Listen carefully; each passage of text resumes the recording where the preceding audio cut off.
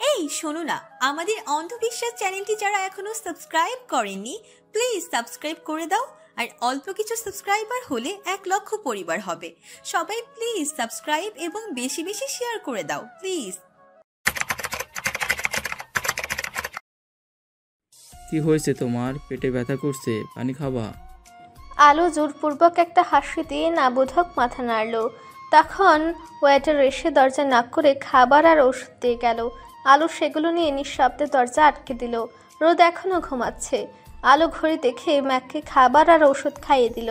রোদকে ডাকবে কি ডাকবে না ভেবে পাচ্ছে না। রোদের শরীরে অনেক ক্ষত, তাই ওষুধগুলো খাওয়াও জরুরি। আলো ম্যাকের মুখ মুছে বালিশে শুয়ে দিল। ম্যাক শুয়ে ওর ট্যাব নিয়ে গেম খেলতে লাগলো। এই ট্যাবে সিম নেই, শুধু আছে ম্যাকের পছন্দের অসংখ্য গেম। আলো ম্যাকের পাশে শুয়ে ম্যাকের গেম খেলা দেখছে। বেশ কিছুক্ষণ পর আলো খেয়াল করলো ম্যাক ঘুমিয়ে গেছে। সে উঠে ম্যাককে ভালোভাবে শুয়ে ট্যাবটা বালিশের পাশে রাখলো।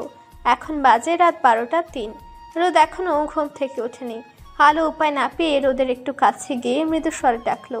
কয়েকবার ডেকে রোদের সারা শব্দ না পেয়ে কম্পিত হাতে রোদকে স্পর্শ করলো। রোদের শরীরে প্রচণ্ড জ্বর। আলো হাত সরিয়ে কি করবে ভেবে পাচ্ছে না। ওর শরীরেও কাঁপছে। একে তো সে একা মেয়ে, তার উপরে এই মানুষটারও শরীরেও এত জ্বর। আলো ঢুক গিলে পানি এনে রোদের রুমাল ভিজিয়ে জলপট্টি দিতে লাগলো। হঠাৎ রোদ আলোর হাত সরিয়ে সজোরে ওকে মেঝেতে ধাক্কা মেরে বলল, নোংরা মেয়ে, আমাকে স্পর্শ করবে না। তোমার স্পর্শ আমার খুব খুব ঘৃণা লাগছে। কথাটা বলে রোদ আবার চোখ দুটো বন্ধ করে নিল। আলো প্রচন্ড ব্যথা পেয়ে হতভম্ব হয়ে রোদের দিকে তাকিয়ে আছে। ওকে নোংরা মেয়ে বলল, কিন্তু কেন? আলো ছলছল চোখে রোদের দিকে অভিমান নিয়ে তাকালো। অসুস্থ মানুষের কথা গ্রাহ্য না করে সে উঠে আবার রোদের কাছে গেল। ভেজা রুমাল রোদের কপালে দিতে রোদ আবার চোখ খুলে তাকালো। প্রচন্ড মাথা ব্যথায় সে চোখ খুলতেও পারছে না। তবে আবছা ভাবে এবার আলোকে দেখে বলল, আমি ঠিক আছি, যাও শুয়ে পড়ো। ধাক্কা মেরে ব্যথা দিয়ে এখন বলছেন শুয়ে পড়ো। একদম কথা বলবেন না, না হলে আপনার কপালে দুঃখ আছে। রোদ আলোর রাগান্বিত কণ্ঠ শুনে চোখ খুলে তাকালো। তখন জঙ্গি মেয়ে ভেবে সে আলোকে ধাক্কা দিয়েছিল। ওর পুরো মস্তিষ্ক জুড়ে এখনও ওই ঘটনাটায় ঘুরপাক খাচ্ছে। এজন্যই হঠাৎ আলোর স্পর্শ পেয়ে ভুল বুঝেছে। আলো উঠে খাবার এনে রোদকে খেতে বলল। রোদ একবার চোখ খুলছে তো একবার বন্ধ করছে। আলোর সমস্যাটা বুঝে মানবিকতার খাতিরে একটু খাবার তুলে রোদের মুখের সামনে ধরল। রোদ খাচ্ছে না, চুপ করে তাকিয়ে আছে। আলো রোদের নাক চেপে ধরে মুখে খাবার পুরে দিল। রোদ চোখ বড় বড় করে ওর দিকে তাকালেও মুখে কিছু বলল না। রোদকে খাবার আর ওষুধ খাইয়ে আলো জলপট্টি দিতে থাকলো। ওদিকে ম্যাক গুটিসুটি মেরে ভয় কাঁপতে কাঁপতে দা ভাই বাঁচাও, দা ভাই বাঁচাও করে বিড়বিড় করছে। আলো দ্রুত উঠে ম্যাকের কাছে গিয়ে ওর মাথায় পিঠে হাত বুলিয়ে দিল। ম্যাক ধীরে ধীরে শান্ত হয়ে আবারও ঘুমে গেল। বাইরে আবার বৃষ্টি নেমেছে। ঠান্ডা বাতাসে শরীরের মধ্যে শিরশির করে উঠছে। আলো উঠে জানালার বন্ধ করে পর্দা টেনে দিল। তারপর রোদের কপালে জলপট্টি দিয়ে আলতো করে রোদের চুল টেনে দিতে লাগলো। রোদ একটু আরাম পেয়ে ঘুমিয়ে তলিয়ে গেছে। আলো উঠে বসলো বিছানার ঠিক মাঝখানে, যাতে দুজনের দিকেই খেয়াল রাখতে পারে। ম্যাক ততক্ষণে আলোর এক হাত বুকের সাথে আঁকড়ে ধরেছে, আর আলো অন্য হাতে রোদের চুল টেনে দিচ্ছে। আলো ওদের দুজনের দিকে তাকিয়ে আলো মুচকি হাসলো। অচেনা এই মানুষ দুটোর প্রতি ওর মনে অদ্ভুতভাবে মায়া জন্মেছে। মনে হচ্ছে রোদ ম্যাক ওর খুব কাছের কেউ। পরের দিন সঠিক সময়ে পূর্বাকাশে সূর্য তার উপস্থিতি জানান দিল।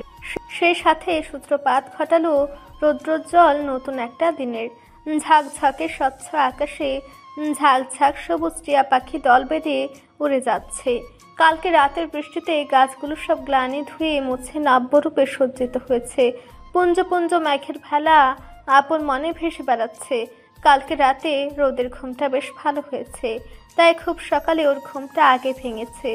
বুনো পাখিরা এসে থাই গ্লাসে টুকা দিয়ে যাচ্ছে। রোদ আড়মোড়া ভেঙে পাশ ফিরে দেখে আলো বসে বসে ঘুমাচ্ছে। ওর সামনের অবাধ্য কিছু চলে সে কপাল ছুঁয়েছে। ফর্সা মায়াবী মুখশ্রীতে ক্লান্তির ছাপ স্পষ্ট। মনে হয় রাতে ঠিক মতো ঘুমাতে পারেনি। রোদ ওর দৃষ্টি সরিয়ে মেঘের দিকে তাকালো। মেঘ আলোর পা জড়িয়ে ধরে বেখুলে ঘুমাচ্ছে। মেঘের ঘুমের ভঙ্গি দেখে রোদ মৃদু হেসে উঠে ফ্রেশ হতে গেল। তারপর ওদের দুজনকে ডেকে ফ্রেশ হতে বলে খাবার অর্ডার করলো। তিনজনে একসঙ্গে খেয়ে উঠতেই আলো তাড়াহুড়ো করে বলল, আমার এখন বাড়ি যেতে হবে, আপনারা সাবধানে থাকবেন, আসছি। আলো চলে যাবে শুনে ম্যাঘ মন খারাপের সুরে বলল, চলো আমরা তোমাকে এগিয়ে দিচ্ছি। আলো নিষেধ করলেও ম্যাঘ ওর বারণ শুনল না। আগত্যা ম্যাঘের জেদের জন্য রোদ ওদের নিয়ে বের হলো। ম্যাঘ আর আলো গল্প করতে করতে সামনে হাঁটছে, আর রোদ ওদের থেকে একটু পিছিয়ে। হাঁটতে হাঁটতে আলো হঠাৎ দাঁড়িয়ে গেল সামনে লোকজনের ছোটাছুটি দেখে। সে একটা মাঝবয়সী মহিলাকে দাঁড় করিয়ে বলল, কি হয়েছে? সবাই এভাবে দৌড়াদৌড়ি করছে কেন? ওই মহিলা জবাবে যা বলল সেটা শোনার জন্য আলো এই মুহূর্তে মোটেও প্রস্তুত ছিল না। সে হতভম্ব হয়ে এক পা পিছিয়ে যেতে রোদের সাথে ধাক্কা খেলো। আলো করুণ দৃষ্টিতে রোদের দিকে একবার তাকিয়ে শুকনো ঢুকিলে দৌড় দিল বাড়ির পথে। আলোকে এভাবে যেতে দেখে ম্যাঘ ওর পেছনে ছুট লাগালো। ম্যাঘকে এভাবে ছুটতে দেখে রোদ দ্রুত হাঁটু গেড়ে বসে ওকে বুকে জাপটে ধরলো। আকস্মাৎ মুখ থুবড়ে পড়লে ম্যাঘ পুনরায় পায়ে প্রচণ্ড ব্যথা পেত। তখন ব্যাপারটা হিতে বিপরীত হতো।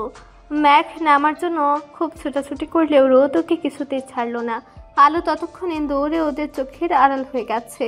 রোদ কোনো মতে ম্যাঘকে শান্ত করে ওই মহিলার কাছে গিয়ে ভদ্রতার সূচক হেসে জিজ্ঞাসা করলো, ওখানে কি হয়েছে? আর আপনার কথা শুনে মেয়েটা এভাবে দৌড়ে চলে গেল কেন? ওই সামনেল পাহাড়ে মুন নামের একখান মাইয়ার কল্লা কাটার লাশ পাওয়া গেছে। মনে হয় ওই অমানুষ জুংলিলা ওলে এবা করছে। কথাটা বলে মহিলাটা ভয়ার্ত চোখে আশেপাশে চোখ বুলিয়ে স্থান ত্যাগ করলেন। রোদকে কিছু বলার সুযোগটুকুও দিল না। জঙ্গি নিয়ে এখানকার সবার মনে একটা আতঙ্ক আছে, এজন্য উনি আর কথা বাড়ালেন না। রোদ মূল ঘটনা জেনে ম্যাককে নিয়ে রিসোর্টের দিকে পা বাড়ালো। এই নির্দয় বন্য জঙ্গিদের কবলে আর কতজনের প্রাণ হারাবে কে জানে। তাছাড়া প্রশাসনের দিক থেকেও এখনো অবধি কোনো ব্যবস্থা নেওয়া হয়নি। কিন্তু কেন? এর কারণ এখনো অজ্ঞাত। এখানকার স্থানীয় পাহাড়ি মানুষগুলো জঙ্গিদের ভয়ে আড়ষ্ট হয়ে দিন কাটাচ্ছে। ওনাদের এই ভয়ের সমাপ্তি কবে হবে কারোর জানা নেই। রোদকে আলোর বাড়ির দিকে যেতে না দেখে ম্যাক ছলছল চোখে তাকিয়ে অভিমানী সুরে বলল, দা ভাই, আমরা মিষ্টির কাছে যাব না। মিষ্টি এভাবে দৌড়ে গেল কেন?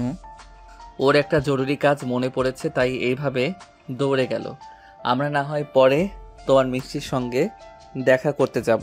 ম্যাক কিছুটা মুখ ভার করে ঘাড় ঘুরিয়ে অন্যদিকে তাকিয়ে বলল, আচ্ছা। রোদ মৃদু হেসে টুকটাক কথা বলতে বলতে ম্যাককে নিয়ে রিসোর্টে প্রবেশ করলো। রোদ মূলত ইচ্ছে করে আলোর পিছু গেল না, কারণ মনের গলা কাটা লাশ দেখলে ম্যাক খুব ভয় পেত। রোদ নিষেধ করলে ম্যাক ওকে ঝুঁকি মেরে আগে লাশই দেখত।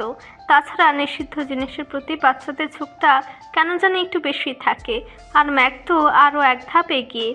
দা ভাই কেন নিষেধ করলো, দেখলে কি হবে, কেন দেখবো না, এসব ভেবে সে কৌতূহলবশত আগে লাশ পরীক্ষা করতে যেত। যেখানে গলা কাটা লাশ দেখে বড়রাও থমকে যায়, সেখানে ম্যাক তো নিতান্ত একটা বাচ্চা। মূলত এই জন্য রোদ ওকে নিয়ে রিসর্টে ফিরে এসেছে। তবে আলোর জন্য ওর কেন জানি খুব চিন্তা হচ্ছে। রোদ মনকে চিনে না। সেদিন রোদের জ্ঞান ফেরার পর সে মনকে দেখেনি। মন ততক্ষণে ওকে পাগল ভেবে ভয়ে পালিয়েছিল। আলোর সঙ্গে মনের কি সম্পর্ক রোদ তাও জানে না। আলোর এভাবে ছুটে যাওয়া দেখে রোদ মনকে আলোর নিকট আত্মীয় ভেবে নিল। ওর কাছের কেউ না হলে তো এভাবে ছুটে যেত না। রোদ রুমে ফিরে ম্যাককে বসিয়ে ভুলিয়ে ভালিয়ে ওষুধ খাইয়ে নিজেও খেলো। গত রাতে রোদ ওয়েটারকে একটা ফোনের ব্যবস্থা করে দিতে বলেছিল, কিন্তু এখনও কোনো খবর নেই। অফিসের কোনো খবর নিতে পারেনি। ওদিকে কি হচ্ছে কে জানে। ম্যাক এখনও মুখ ভার করে বিছানায় চুপটি করে বসে আছে। ওর অবুঝ মনে বড্ড অভিমান জমেছে। আলো কেন ওকে বলে গেল না? একটু বলে গেলে কি হতো। কালকে রাতে ম্যাক আলুকে ওর পছন্দের চিপস, চকলেট, কিন্ডার জয়, কোকাকোলা, ডোরা কেক দিল, আর আজ আলো ওকে না বলেই দৌড় দিল। এই নিয়ে ম্যাকের অবুঝ মনটা খুব খারাপ। রোদ সামনে সোফায় বসে নিশ্চুপ হয়ে ম্যাককে দেখছে। মাত্র একটা দিনের ব্যবধানে ম্যাকের মুখটা অনেকটা শুকিয়ে গেছে। চঞ্চল বাচ্চাটা ভয় মিয়ে গেছে। ওর মাথায় হাতে পায়ে সাদা ব্যান্ডেজ। মন খারাপের ছাপ স্পষ্ট ওর ফর্সা গোলুমোলু মুখটাতে। ম্যাকের এমন স্তব্ধতা দেখে রোদ উঠে ম্যাককে কোলে নিয়ে পুরো রুম পায়চারি করতে লাগলো। ম্যাক রোদের গলা জুড়ে কাছে মাথা ঠেকিয়ে পুরো রুমে চোখ বুলাচ্ছে। এভাবে থাকতে থাকতে ম্যাক ধীরে ধীরে ঘুমিয়ে তলিয়ে গেল। রোদ ম্যাককে শুয়ে কপালে উষ্ণ স্পর্শ দিয়ে পাশে একটা আকুল বালিশ দিল। তারপর ম্যাঘের দিকে একবার তাকিয়ে কিছুক্ষণের জন্য নিচে গেল। আলো প্রাণপণে দৌড়ে মুনদের বাড়িতে প্রবেশ করলো। বাড়ি ভর্তি মানুষে গিজগিজ করছে। মনের মা উঠানে বসে বিলাপ করে কাঁদছেন, তবে মনের লাশ কোথাও দেখা যাচ্ছে না। আলো কাঁদতে কাঁদতে ঘর ও ঘর খুঁজতে খুঁজতে মনকে পেল না। আলোর দাদি আলোকে এভাবে ছুটতে দেখে জোর করে থামিয়ে বললেন, মুনারে কবর দিতা নিয়ে গেছে। ওর কল্লা বস্তা সেলাই করে ছুঁচ দিয়া কোনো মতে আটকাইয়া কবর দিবে।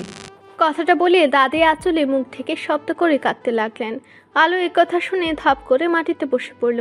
কালকে রাতে সে মনকে দাদির কাছে রেখে গিয়েছিল। মন রাতে বাইরে কেন গিয়েছিল? আর কে বা ওর এই অবস্থা করেছে? জঙ্গিরা তো বৃষ্টির দিনে এদিকে আসে না। তাহলে এসব প্রশ্নই আলোর মনে হানা দিল। উত্তর না পেয়ে সে হাঁটুতে মুখ গুজে নীরবে কাঁদতে লাগলো। মন ওর 2 বছরের ছোট। সে খুব চঞ্চল আর সরল মনের একটা মেয়ে। মনরা এখানকার আদিবাসী। ছোট থেকে আলোর কোনো বান্ধবী নেই। মনি ছিল ওর বোনরূপী বান্ধবী। সময়ের সঙ্গে পাল্লা দিয়ে দুজনে একসঙ্গে বড় হয়ে ওঠা। চলাফেরা খুনসুটি নিয়ে ওদের দিনগুলো কাটছিল। কিন্তু আজ মন ওকে একা রেখে নিষ্ঠুরের মতো চলে গেল। একটু পরে প্রতিবেশীদের কানা ঘোষাতে শোনা গেল মৃত মনকে বিবস্ত্র অবস্থায় কলা বাগানে পাওয়া গেছে। আর ওর কাটা মাথাটা একটু দূরে আলাদাভাবে পড়েছিল। আলো এসব সহ্য করতে না পেরে দৌড়ে ওর বাড়িতে চলে গেল। বিছানায় ওপর হয়ে শুয়ে বালিশে মুখ গুজে শব্দ করে কাঁদতে লাগলো। চোখ বন্ধ করলে মনের হাস্যোজ্জ্বল মুখটা জলজল করে ওর চোখের সামনে ভেসে উঠছে। বারবার কানে প্রতিধ্বনিত হচ্ছে মনের বলা আলুবু ডাক্তা। মন ছিল শ্যামবর্ণের নাক পোছা ছোট চোখের পাহাড়ি একটি মেয়ে। সে প্রায় আলোর হাতটা ওর কোলে নিয়ে আক্ষেপে সুরে বলতো, আলুবু, তোমার স্বামী তোমালে মেলা ভালোবাসবে। তুমি কত ফর্সা, দেখতেও মাচালা কত সুন্দর। প্রায় এই কথা শুনে আলো একদিন ভাবলেশীন ভাবে ওকে জিজ্ঞেস করেছিল, ফর্সা হলে স্বামী নামক মানুষটা বেশি ভালোবাসে? এ কথা আদৌ কি সত্য মন? খিলখিল করে হেসে উত্তরে বলেছিল, তুমি তো জানো আলুবু, সুন্দর দিনীদের দাম তব তোমার পেতি। আর তোমার মতো সুন্দর ফুল তো সবাই পেতে তাই। মনের এই কথা শুনে আলো চুপ করে ওর মুখের দিকে তাকিয়েছিল। গ্রাম, শহর, দেশ, বিদেশ সব জায়গায় মানুষ কেন জানি সাদা চামড়াকে একটু বেশি প্রাধান্য দেওয়া হয়। আর এই মনোভাব হয়তো কেউ চাইলেও কখনো পরিবর্তন করতে পারবে না। কারণ সমাজের একজন মানুষ ভিন্ন মতের অধিকারী। কেউ কেউ তো গায়ের রং নিয়ে প্রতিবাদী ভাষণ দিয়ে নিজেও খুঁজে সাদা চামড়ার মানুষ। দিন শেষে ভালো মানুষের মুখোশ ছেড়ে সবাই নিজের রূপে ফিরে আসে। এজন্যই হয়তো শ্যামবর্ণ মায়াবতীরা মনের কোণে আক্ষেপ লুকিয়ে রাখে। প্রতিনিয়ত এসব দেখে নিজেদের তুচ্ছ ভাবতে শুরু করে। সাদা চামড়ার মানুষের পাশে দাঁড়াতে কুণ্ঠাবোধ করে। আলো বালিশে মুখ গুজে কাঁদতে কাঁদতে কাঁধে কারো হাতে স্পর্শ পেল। সে চোখ মুছে দেখে দাদি ওর পাশে মলিন মুখে দাঁড়িয়ে আছেন। আলো উঠে বসে কিছু বলার আগেই দাদি চিন্তিত সুরে বললেন, কইল রাইতাই বাড়িতে। উনি কথা শেষ করার আগে আলো উত্তর দিল, বৃষ্টির জন্য ফিরতে পারিনি। আজ সন্ধ্যা হওয়াতে আমার ভালোর জন্যই উনি আসতে নিষেধ করেছিলেন। দাদি জহুরি চোখে আলোকে পরখ করে গম্ভীর কণ্ঠে বললেন, এই পোলা তোরে বিরক্ত করেনি তো? আলো সত্যি কইরা ক আমারে। না, ওনারা যথেষ্ট ভালো মানুষ দাদিমা। তখন হঠাৎ বাইরে হয়েছে শুনে আলো দাদিকে নিয়ে দ্রুত পায়ে বাইরে বের হলো। অনেক মানুষ জটলা করে সামনে দাঁড়িয়ে আছে। কিছু বুঝতে না পেরে দাদি আলোকে নিয়ে কয়েকবার সামনে এগিয়ে গেল। স্থানীয় মকবুল নামের একটা ছেলেকে গাছের সঙ্গে বেঁধে রাখা হয়েছে। 2-1 জন যা পারছে তাই দিয়ে ওকে মারছে। আলো মকবুলকে অবস্থায় দেখে চমকে উঠল। তাৎক্ষণিক আজ গভীর সব চিন্তায় ওর মাথায় ভর করলো। সব চিন্তাকে মনের বিরুদ্ধে বিদায় দিয়ে সে মকবুলের দিকে তাকালো। ততক্ষণে মার খেয়ে মকবুলের রক্তারক্তি অবস্থা। মকবুলকে এভাবে মারতে দেখে দাদি পাশের জনকে জিজ্ঞেস করলেন এবং ওনার থেকে জানা গেল মকবুল মনকে খুন করেছে।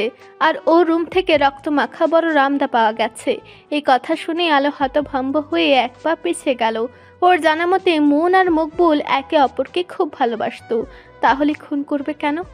আলো আর কিছু ভাবতে না পেরে মাথা ধরে ওখানে বসে পড়ল। প্রিয় মানুষটাকে এভাবে মারা যায়? তার মৃত্যুর ছটফটানি সহ্য করা যায়? আচ্ছা, মনের রক্তাক্ত শরীর দেখে মকবুলের হৃদয় কাঁপেনি? বিবেকে কি একবারও বাঁধেনি? মনের আকুতি মকবুলের কানে পৌঁছায়নি? এসব প্রশ্ন আলোর পুরো মস্তিষ্ক জুড়ে কিলবিল করছে। ওর পুরো শরীর থরথর করে কাঁপছে। আলো মনের পরিণতি দেখে বিড়বিড় করে উচ্চারণ করলো, দরকার নেই আমার এমন ভালোবাসার।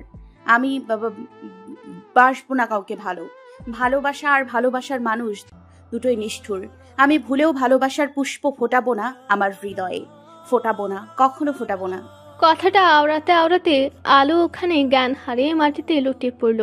দুপুরের কড়া রোদকে উপেক্ষা করে আকাশে মেঘ জমতে শুরু করেছে। ধীরে ধীরে রোদের উত্তাপ কমিয়ে আবহাওয়া শীতল হয়ে উঠছে।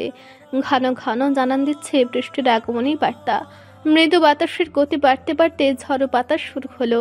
রাস্তায় ধুলো বালি বাতাসের তোড়ে আবদ্ধ হয়ে উঠতে শুরু করলো। কয়েক সেকেন্ডের মধ্যে বৃষ্টির বড় বড় ফোঁটা মাটির বুকে আছড়ে পড়তে শুরু করলো। বৃষ্টির কারণে উড়ন্ত ধুলোগুলো পুনরায় রাস্তায় শান্ত হয়ে পড়ে রইল। ততক্ষণে বৃষ্টি যেন প্রচণ্ড আক্ষেপে পথ বলয় পরে ঝমঝম শব্দ করে নৃত্য করতে ব্যগ্র। রোদ দ্রুত জানালার থাই গ্লাস লাগিয়ে ওখানে স্থির হয়ে দাঁড়িয়ে আছে। থাই গ্লাস দিয়ে আবছাভাবে বৃষ্টির নৃত্য দেখা যাচ্ছে। আকাশে আরও ঘন মেঘ এসে ভিড় করেছে। এখন মধ্য দুপুর, অথচ কালো মেঘাচ্ছন্ন আকাশ দেখে মনে হচ্ছে ঠিক সন্ধ্যাবেলা। রোদ প্যান্টের পকেটে হাত গুজে বাইরে দৃষ্টি রেখে মনে অনেক কথা ভাবছে। তবে সব কথা সঠিক উত্তর মিলছে না। ওর এখনো অজানা জঙ্গিরা ওদের কেন মারেনি, কেনই বা তারা ম্যাককে বলি না দিয়ে মাটিতে পুঁতে রেখেছিল? ওরাই বা হুট করে কোথায় চলে গেছে? এমন নানান ভাবনা এসে রোদের মনে উকি দিচ্ছে। আদৌ এসব উত্তর খুঁজে পাবে কিনা তাও জানে না। জীবনে ঘটে যাওয়ার অনেক ঘটনারই সঠিক উত্তর সহজে মেলে না। কিছু কিছু উত্তর না চাইলেও গোপন থেকে যায়। রোদ দীর্ঘশ্বাস ফেলে পাশ ফিরে তাকাতে দেখে ম্যাক চুপটি করে ওর পাশে দাঁড়িয়ে আছে। রোদ ম্যাককে দেখে মুচকি হাসলে ম্যাক ওর দিকে 2 হাত বাড়িয়ে দিল, অর্থাৎ কোলে নাও। রোদকে কোলে নিলে ম্যাক আদরে ভাবে ওর গলা জড়িয়ে ধরল। হঠাৎ কাঁধে ভেজা কিছু অনুভব হতে রোদ অস্থির হয়ে বলল, মেঘ, কি হয়েছে? কষ্ট হচ্ছে? কাঁদছো কেন সোনা? আমাকে বলো। এই মেঘ। কথাটা বলে রোদ ম্যাককে বুক থেকে সরাতে চাইলেও ম্যাক আরো শক্ত করে ওর গলা আঁকড়ে ধরল।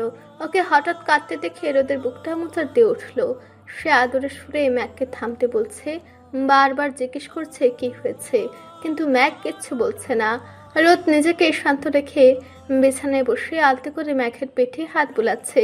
তখন ম্যাক রোদের কাঁধে মুখ লুকিয়ে ফুপে ফুপে কাঁদতে কাঁদতে বলল, দা ভাই, আম্মু যাব, তুমি এখনোই আম্মুকে আমার কাছে আসতে বলো। আমি আম্মুর জন্য কষ্ট পাচ্ছি দা ভাই। কথাটা বলে ম্যাক ফুপে হেঁচকে তুলে কাঁদতে লাগলো। ম্যাকের কথা শুনে কষ্টের তীর এসে যেন রোদের বুকে গিয়ে বিঁধল। সে চোখ বন্ধ করে কিছুক্ষণ থম মেরে নিরুত্তর হয়ে বসে রইল। তারপর ম্যাকের মতো রোদও পরপর কয়েকবার মনে মনে আওড়ালো, আম্মু কই তুমি আম্মু? বিকেলের দিকে আদিবাসীদের গ্রামে প্রধান মকবুলকে নিয়ে বিচার বসিয়েছেন। মকবুল কিছু বলছে না, যা হচ্ছে মাথা নিচু করে মুখ বুজে সব মেনে নিচ্ছে। পুরো গ্রামের লোক এক জায়গায় জড়ো হয়েছে। সবাই রেগে চিৎকার করে মকবুলের কঠিন শাস্তি চাচ্ছে, যাতে কেউ পরবর্তীতে এই নির্মম অপরাধ ভুলেও করার সাহস না করে। বিচারক পুরো ঘটনা মনোযোগ দিয়ে শুনে মকবুলকে বললেন, তুই মারছস কেন মন রে? যা করছি সঠিক জবাব দে। মন আমার সাথে ভালোবাসার অভিনয় করেছে, তাই ওরে মেরেছি। কথাটা শুনে উপস্থিত সবার মাঝে ফিসফিস করে কানা ঘষা শুরু হলো। মনের মায়ের অবস্থা ভালো না। মেশোকে কাতর হয়ে ওনার ব্যাগতিক অবস্থা, তাই এই বিচারে উপস্থিত হতে পারেননি। তবে মকবুলের এই কথাটা উপস্থিত কেউ বিশ্বাস করলেন না, কারণ মন এমন মেয়ে ছিল না। আর করলেও এত নৃশংসভাবে খুন করতে হবে? মকবুলের এমন যুক্তিহীন কথা শুনে অনেকে রেগে মকবুলকে মারতে গেল। বিচারক দাঁড়িয়ে কোনো মতে সবাইকে শান্ত করে পুনরায় বিচার কার্য শুরু করলেন। মকবুল মাথা নিচু করে চুপ করে বসে আছে, তবে ওর চোখে মুখে কোনো আফসোসের চিহ্নটুকু নেই। জল জ্যান্ত একটা মানুষকে খুন করেও ওর বিন্দু মাত্র অনুশোচনা বোধ হচ্ছে না। মকবুলের বাবা মা এক কোণে দাঁড়িয়ে চোখের পানি ফেলছেন। এই অপরাধের জন্য কঠিন একটা শাস্তি মকবুল পাবে। ওনারাও জানেন এই পরিস্থিতিতে ওনারা শত চাইলেও আর ছেলেকে বাঁচাতে পারবেন না। অনেক ভেবে চিন্তে বিচারক জনসম্মুখে একটা রায় ঘোষণা করলেন। মনকে নৃশংসভাবে মারার কারণে মকবুলের এক হাত কাটা হবে এবং তাকে সমাচ্যুত করা হবে। সেই সাথে তাকে কেউ কখনো কোনো সাহায্য করতে পারবে না। তার সাথে ভুলেও কোনো প্রতিবেশী উঠা বসা করতে পারবে না, আর করলে তাকে কঠিন শাস্তি ভোগ করতে হবে। অর্থাৎ মকবুল এখন থেকে এক ঘরা, এমনকি সে ওর বাবা মায়ের সঙ্গে আর থাকতে পারবে না। বিচারক এই রায় শুনিয়ে দ্রুত স্থান ত্যাগ করলেন, আর মকবুলের বাবা মা ছেলের মুখের দিকে তাকিয়ে অঝরে কাঁদতে লাগলেন। তবে বাকিরা এই রায়ে খুব একটা সন্তুষ্ট না হলেও মেনে নিল। আলো মকবুলের বিচার দেখতে যাওয়ার সাহস পায়নি। সে বাড়িতে থম মেরে বসে আছে। মকবুলকে সে খুব ভালো জানত এবং সম্মানও করত, অথচ আজ কি পরিস্থিতি! অবিন্যস্তভাবে সব উলটপালট করে দিল। তবে মনের এমন নির্মম পরিণতি আলোর মনে গভীরভাবে দাগ কেটেছে। এই দাগ ওর মন থেকে আদৌ মুছবে কিনা তাও জানে না। এখন কারো ভালোবাসা দিয়ে ওর হৃদয়ে প্রাণের পুষ্প প্রস্ফুটিত হয় কিনা শুধু দেখার পালা। সন্ধ্যার পূর্বে দাদু মলিন মুখে বাড়িতে ফিরে জানালেন আগামী পরশুদিন মকবুলের ডান হাত কাটা হবে। সে যাতে রাতের আধারে পালাতে না পারে তাই রোদ বৃষ্টির মধ্যে ওকে গাছে বেঁধে রাখা হবে এবং দুইজন মকবুলকে সর্বদা পাহারা দিবে। ওর শাস্তি সম্পূর্ণ না হওয়া অবধি এক ফোঁটা পানিও তাকে দেওয়া হবে না। এসব শুনে আলোর চোখ দিয়ে ঝরঝর করে অশ্রু ঝরে গেল। যে চিরতরে চলে গেছে তার জন্য অন্যজনকে অচল করে দিচ্ছে। উফ, কি এক নির্মম পরিণতি! সময়ের চাকা ঘুরে মধ্যখানে একটা দিন কেটে গেল। কালকে রোদ্রের ফিরে যাওয়ার কথা। আজ আকাশের অবস্থা একটু ভালো, তাই ওরা এসেছে আলোর সঙ্গে দেখা করতে। আলোর ছোট্ট দোকানটা খুলে কেবল টুলের উপর বসেছে। তখন রোদ আর ম্যাককে দেখে আলো ঝট করে উঠে দাঁড়ালো। ওরা প্রথমে আলোর বাড়িতে গিয়ে ওকে না পেয়ে এখানে এসেছে। ম্যাক আলোকে দেখে দৌড়ে এসে দুই হাত কোমরে রেখে নাক ফুলিয়ে বলল, ওই যে পিছনের দিনে আমাকে না বলে চলে আসলে কেন? জানো আমি কতটা কষ্ট পেয়েছি? আলো মেঘের কথা শুনে মলিন মুখে জোরপূর্বক হেসে বলল, আমি খুব দুঃখিত মেঘবাবু, আসলে জরুরি দরকারে তাড়াহুড়ো করে চলে এসেছি। ও। ম্যাঘ আলোর দোকানের জিনিসগুলো হাতে নিয়ে নেড়ে চেড়ে দেখছে আর তোতা পাখির মতো কত শত বলে আওড়াচ্ছে। রোদ এতক্ষণ পাশে দাঁড়িয়ে ওদের দুজনের কথা শুনছিল। রোদকে দেখে আলো তাড়াহুড়া করে ওর টুল এগিয়ে বসতে দিল। রোদ ওকে ব্যস্ত হতে নিষেধ করে টুল টেনে একপাশে বসলো। আশেপাশে বেশ কয়েকটা দোকান। পর্যটকরা ঘুরে ঘুরে তাদের পছন্দসই জিনিস কিনছে। দরদাম করতে করতে দুই পক্ষের মধ্যে বেশ কথা কাটাকাটি হচ্ছে। রোদ সেদিক থেকে দৃষ্টি সরিয়ে আলোর দিকে তাকালো। মেয়েটার মলিন মুখশ্রী দেখে স্পষ্ট সে ভালো নেই। কিছুক্ষণ আগে ও হয়তো কেঁদেছে। ওর চোখ সহ টেকালো নাকের ডাগা লাল হয়ে আছে। পরিহিত মেরুন রঙের থামির সঙ্গে আড়াআড়িভাবে ওড়না নিয়েছে। ফর্সা শরীরে গহনা বলতে কিচ্ছু নেই, যাকে বলে একদম সাদামাটা। রোদ এবার নিজে থেকে কথা বলল, তোমার পুরো নাম কি? রোদের কথা শুনে আলো মৃদু হেসে উত্তর দিল, আমার পুরো নাম আতকিয়া ইবনাত আলো, সবাই আমাকে আলো বলে ডাকে। রোদ ওর নাম শুনে পুরো দোকানে একবার চোখ বুলিয়ে বলল, বাহ, অনেক সুন্দর নাম। তা তুমি কি এই পোশাকগুলো নিজে বানাও? জি। আসলে কালকে আমরা ঢাকায় চলে যাচ্ছি, এজন্য আজ আমরা তোমার সঙ্গে দেখা করতে এসেছি। ওরা চলে যাবে শুনে আলোর মনটা কেন জানি বিষণ্ণতায় ছেয়ে গেল। সে বলার মতো কিছু খুঁজে না পেয়ে ছোট করে উত্তর দিল, ও। তখন কয়েকজন পর্যটক এসে আলোর দোকানে এটা ওটা দেখে নাক কিনে চলে গেল। ব্যাপারটা রোদের কাছে খারাপ লাগলেও বুঝতে দিল না। এমন অনেকে আছে যারা অযথা দোকানদার খাটিয়ে পছন্দ হচ্ছে না বলে চলে যায়।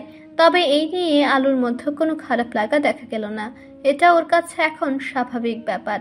ওর দোকানে যা আছে সব মেয়েদের জিনিসপত্র, তাই আলো ম্যাককে দেওয়ার মতো কিছু খুঁজে পাচ্ছে না। সে পুরো দোকানে চোখ বুলিয়ে তাঁতের তৈরি একটা গামছা ম্যাককে দিল। ছোট সাইজের গামছা পেয়ে ম্যাকের চোখ দুটো চকচক করে উঠল। সে খুশিতে গদমদ হয়ে বলল, ওয়াও, গামছাটা খুব সুন্দর হয়েছে বৌমণি। ম্যাঘের বৌমণি ডাকটা আলো ঠিক বুঝতে না পেরে বলল, কি বললে মেঘবাবু? আলোর কাছে ধরা খেয়ে ম্যাঘ আর চোখে একবার রোদের দিকে তাকালো, তারপর দাঁত বের করে হেসে সাহস নিয়ে বলল, তোমাকে আমি খুব ভালোবেসে বৌমনি ডাকলাম, তুমি রাগ করো না প্লিজ। মেঘের কথা শুনে রোদের মধ্যে কোনো জড়তা কাজ করলো না। সে টুলের উপর বসে আশেপাশে চোখ বুলিয়ে পাহাড় দেখছে। মেঘের কথা আলো তেমনভাবে আমলে না নিয়ে মুচকি হাসলো। কালকে ওরা চলে যাবে, আর হয়তো কখনো দেখা হবে না, তাই সে নিষেধ করে বাচ্চাটার মন খারাপ করলো না। রোদ মেঘের কথাটা এড়াতে আলোকে টুকটাক প্রশ্ন করে অনেক কিছুই জানতে পারলো। আলোরও ওদের সাথে কথা বলে খুব ভালো লাগছিল। কিছুক্ষণের জন্য হলে ওর মনটা একটু ভালো হয়েছে। একটু পরে আলো ওদের বসতে বলে সামনের দোকান থেকে পাকা পেঁপে, আখ আর পেয়ারা কেটে ধুয়ে এনে ওদের খেতে দিল। রোদ এখানেও এই মেয়ের অতিথি পরায়ণতা দেখে বেশ অবাক হলো। সে আসা অবধি দেখেছে দোকানে 1 টাকাও বিক্রি হয়নি, তবু মেয়েটার মধ্যে মন খারাপের রেশটুকু নেই। ম্যাঘ পাকা পেঁপে দেখে ফট করে তুলে খেতে লাগলো। তারপর মুখ ভর্তি পেঁপে নিয়ে অস্পষ্টভাবে রোদকে বলল, দাদা ভাই, ও একটা খাও, দারুণ খেতে। রোদ ম্যাঘকে আস্তে ধীরে খেতে বলল, না হলে আবার ওর গলায় আটকে যেতে পারে। রোদের পেঁপে পছন্দ না, তা না খেয়ে চুপ করে বসে আছে। আলো নিজে উঠে রোদের দিকে পেঁপে এগিয়ে দিল। রোদ ভদ্রতাসূচক একটা পিস তুলে মুখে নিয়ে বেশ অবাক হলো। সত্যি পেঁপেটা দারুণ খেতে, খুব মিষ্টি। ঢাকায় হারিকেন দিয়ে খুঁজলেও এমন মিষ্টি পেঁপে পাওয়া যাবে না। ম্যাক তো এবার রোদকে পেঁপের ভাগ দিতে নারাজ, তাই আলো হেসে রোদের জন্য আরেকটা আনতে চাইলো। রোদ ওকে মাথা নাড়িয়ে নিষেধ করলো। তারপর রোদ গামছার ফলের টাকা আলুর দিকে এগিয়ে দিল, কিন্তু আলু টাকাটা না নিয়ে মিষ্টি হেসে বলল, উপহারের টাকা নিতে নেই, আমি গরিব। আমার সাধ্য মতে মেঘ বাবুকে একটা উপহার দিয়েছি, আপনি টাকা দিয়ে আমাকে লজ্জা দেবেন না।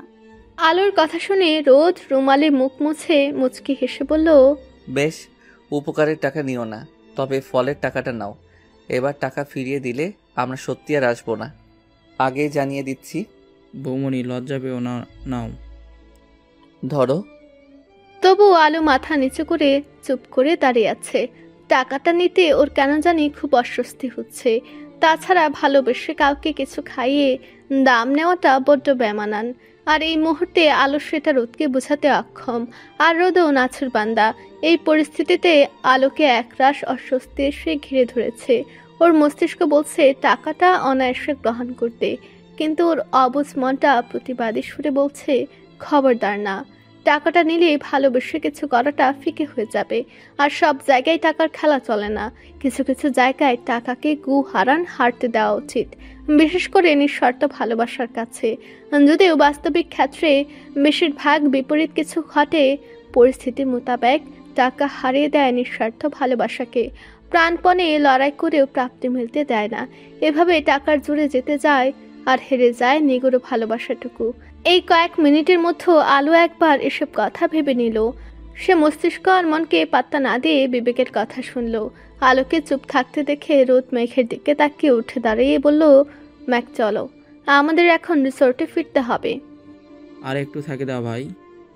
জেদ করবে না মেঘ, ভালো ছেলেরা অকারণে জেদ করে না। রোদের কথা শুনে আলো অন্যদিকে তাকিয়ে মৃদু স্বরে বলল, 100 টাকা দেন। আলুর কথা শুনে রোদ ম্যাঘ দুজনেই পাশ ফিরে ওর দিকে তাকালো। আলো মুখ কাচুমাচু করে অন্যদিকে তাকিয়ে হাতের আঙ্গুল মুচড়াচ্ছে। রোদের ওয়ালেটে সব 1000 টাকার নোট। তাছাড়া ওর প্যান্টের পকেটে খুচরা থাকলেও সে ইচ্ছে করে বের করছে না। সে মূলত এই মেয়েটার জেদ দেখতে চাচ্ছে। সকাল থেকে আলুর দোকানে 1 টাকাও বিক্রি হয়নি। রোদ চাচ্ছে আপ ডালে আলুকে একটু সাহায্য করতে, আর মেয়েটা ওর থেকে টাকা নিতে নারাজ। হয়তো একই বলে আত্মসম্মান বোধ। রোদ মুচকে হেসে 1000 টাকার নোট আলুর দিকে পুনরায় এগিয়ে দিল। আলো উপায় না পেয়ে টাকাটা ধরে ম্যাককে নিয়ে ফলের দোকানের দিকে হাঁটা ধরল। রোদ টুলের উপর চুপ করে বসে ওদের যাওয়া দেখছে। আলোর জায়গায় অন্য কেউ হলে টাকাটা হয়তো এইভাবে ফিরিয়ে দিত না, অথচ মেয়েটা সত্যি সরল মনের। ওইদিকে আলো ম্যাককে বিভিন্ন ধরনের ফল, মুয়া, ভাজা বাদাম এবং নানান ধরনের আচার সহ অনেক কিছু কিনে দিল। ফলের দোকানে আগের 150 এবং এখনকার কেনা ফল মিলে 350 টাকা দিল। এতগুলো জিনিস পেয়ে ম্যাঘের তো আর খুশি ধরছে না। সে খুশিতে তৃপ্তির হাসি হেসে আয়েশ করে পেয়ারাতে কামড় দিচ্ছে। আলো জিনিসগুলো কিনে ওর দোকানে ফিরে আসলো। তারপর অবশিষ্ট টাকাটা রোদের হাতে দিল। আলোর এমন কাজে রোদের খুব রাগ হলেও বুঝতে দিল না, তবে সুযোগ পেলে সেও অবশ্যই সৎ ব্যবহার করবে। তখন বেশ কয়েকজন মেয়ে এসে দোকানের সামনে উপস্থিত হলো। রোদকে দেখে নিজেরা ফিসফিস করে কি যেন বলছে, আবার মুখ টিপে হাসছে। একটা মেয়ে আলোকে উপেক্ষা করে রোদকে জিনিসপত্রের দাম জিজ্ঞেস করলো। রোদ তো কোনোটারই সঠিক মূল্য জানে না, তাই সে আলোকে দাম বলতে ইশারা করলো। তখন একজনের কোণের গোতা খেয়ে আরেকটা মেয়ে বলল, তা আপনার নাম কি ভাইয়া, আর আপনি কোন রিসর্টে উঠেছেন? মেয়েগুলো আলোর দেখানো জিনিসপত্র না দেখে রোদকে এটা ওটা জিজ্ঞেস করছে। এই দোকানে সুদর্শন একজন যুবককে দেখে ওরা বেশ অবাক হচ্ছে। নিয়মিত ভালোবাসার গল্প শুনতে এবং পড়তে আমাদের অন্ধবিশ্বাস চ্যানেলটি সাবস্ক্রাইব করে পাশে থাকা বেল আইকনটি ক্লিক করুন। ধন্যবাদ সবাইকে।